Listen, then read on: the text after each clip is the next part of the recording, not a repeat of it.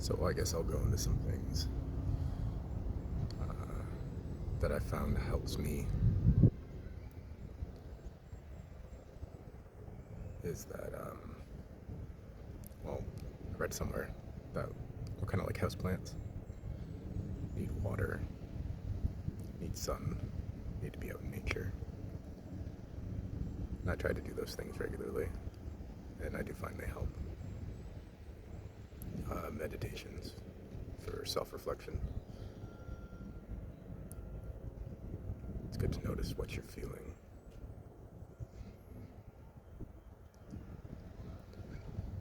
To think deeply on them.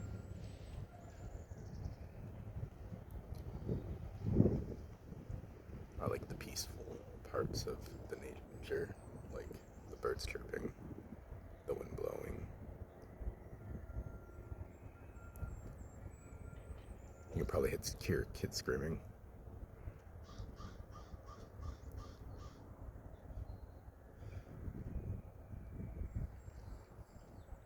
I reflected a little bit today on it's interesting how we tend to accumulate some ways that we do things based on the people that we meet that become important in our lives.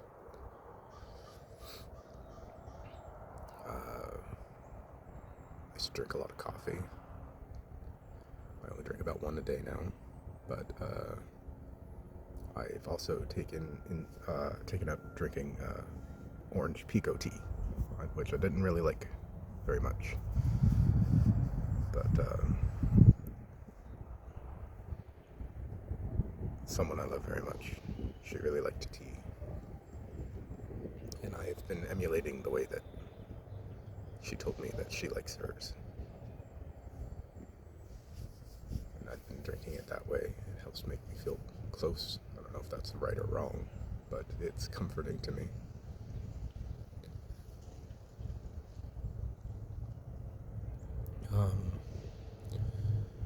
CBT is cognitive behavioral therapy.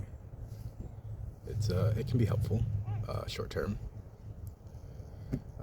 Mostly to me, it just seems like you're kind of gaslighting yourself into being okay, which can work short term, as I said. Fake it till you make it, I guess. But you'll need to do a lot more work than just that. You'll need to practice, or what I do anyways, what I practice is self-awareness. Even in days that I'm not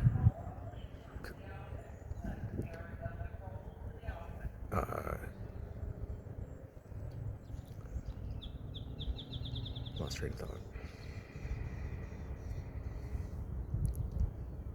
Self-awareness, even in moments that I am not unregulated, in moments that I'm feeling even good or okay. It's important to notice, to practice that noticing. I find it gives you a sensitivity to when things are starting to not be okay.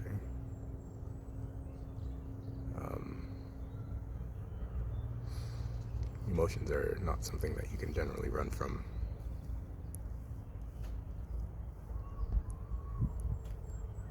They will, in a way, come back to bite you. Acceptance and kindness with yourself are very important.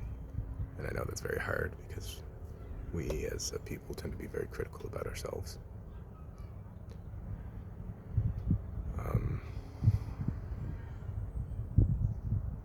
Strong motivators to doing better, whether that's for you or for somebody else. You should try to find root in yourself to a degree, but I can understand that being hard if you do not value yourself the way that you should yet, as that's a journey.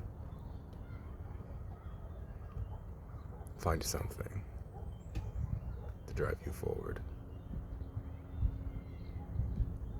For the longest time growing up, I would tell myself repeatedly that the next day would be better, tomorrow would be better, Tomorrow I'll feel better. Tomorrow I'll do better.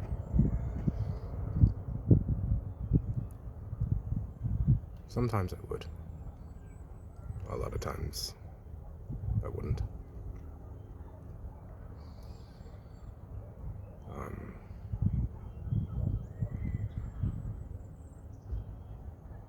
but it's important to have that. I don't think I would have survived a lot of my trials and tribulations if I hadn't have pushed myself that way and gaslighted myself into thinking that it could be better, which it can be better.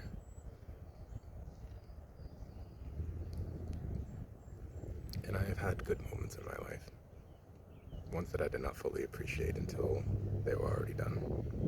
And that's another part of the self-awareness, is being in the moment. We don't typically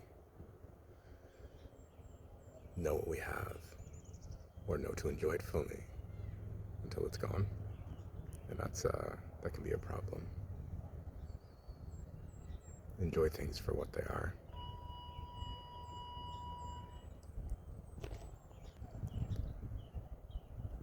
And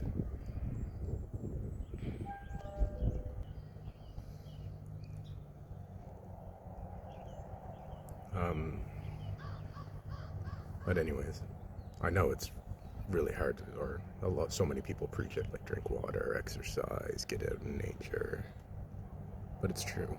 It really is. It's hard to do. It's hard to keep to a routine of doing it, especially if you don't have much reason to do so.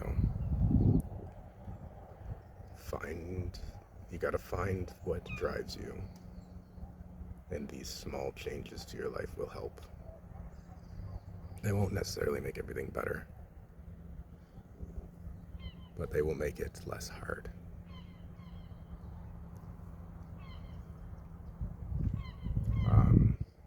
Find a creative outlet. I like D&D. I like to write stories. I like to read.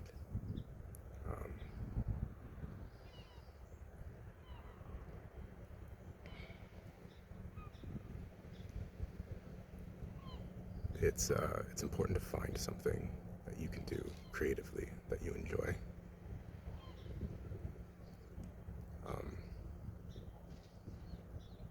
Trying to make friends, which I know is hard in a world where people tend to be not very good all the time. But I mean,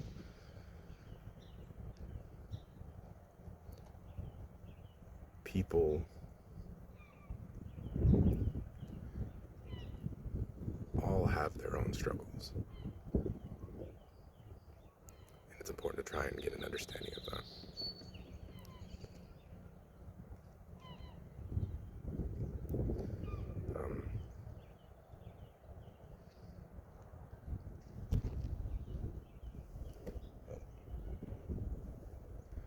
That's all I got time for.